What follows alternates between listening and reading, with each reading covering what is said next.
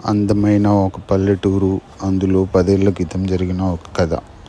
ఒక జమీందారు తన వరి పొలంలో నాటు వేయాల్సి వస్తుంది. వాళ్ళు ఎండ ఎక్కువగా ఉంది కదా, రాత్రి వేళలో పని చేసుకుని ఉదయాన్నే ఇంటికి తిరిగి వచ్చేయచ్చు అంటారు. అప్పుడు జమీందారు తనకు నమ్మకమైన వ్యక్తిని, రాము అనే వ్యక్తిని పిలిచి ఈరోజు రాత్రి పొలానికి వెళ్ళి ఉండు అంటాడు. రాము చిన్నప్పటి నుంచి ఒక మేకపిల్ల దెయ్యం అనే కథ వింటూ పెరిగేవాడు, కానీ ఎప్పుడూ చూడలేదు. అయినా రాము చాలా తెలివిగలవాడు. ఇవన్నీ మూఢనమ్మకాలు అని కొట్టిపడేసేవాడు. అనుకోకుండా ఆ రోజు అమావాస్య. ఒక లాంతర్ పట్టుకొని బయలుదేరాడు రాము.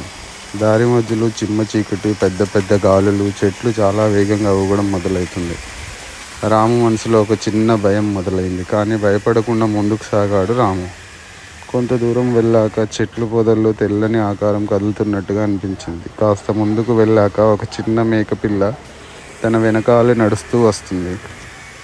రాము దాన్ని చూసి, "ఏయ్, ఇక్కడేం చేస్తున్నావు? ఇంటికెళ్ళు" అని గట్టిగా అరవడం మొదలు పెడతాడు. అయినా తన వెంటే నడుస్తుంది.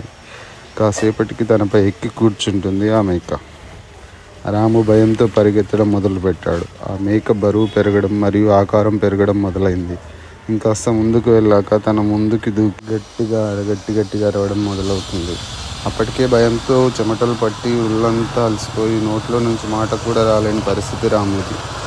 ఆ మేక ఎర్రటి కళ్ళతో చూసేసరికి రాము కింద పడిపోయాడు. ఇంతలో తెల్లవారు. రాము పొలంలో పడిపోయి ఉంటాడు. ఊళ్ళో వాళ్ళు అతన్ని చూసి ఇంటికి తీసుకొచ్చి వైద్యం చేసి బతికిస్తారు. రాములు నార్మల్గా అయ్యాక ఊళ్ళో వాళ్ళకి జరిగిందంతా చెప్తాడు రాము. ఆ రోజు నుండి రాత్రి సమయంలో పొలంలోకి ఎవ్వరూ వెళ్ళకూడదని జమీందారు ఆదేశిస్తాడు. అప్పటి నుంచి ఆ ఊరి ప్రజలంతా రాత్రుల్లో బయటికి రావడమే మానేస్తారు. సరిగ్గా 7 నెలల 15వ రోజు అమావాస్య రాత్రి ఊరంతా చీకటిగా ఉంటుంది. ఆ ఊర్లో కుక్కలు ఒక్కసారిగా అరవడం మొదలు పెడతాయి. జమీందారు బయటకు వచ్చి చూస్తాడు.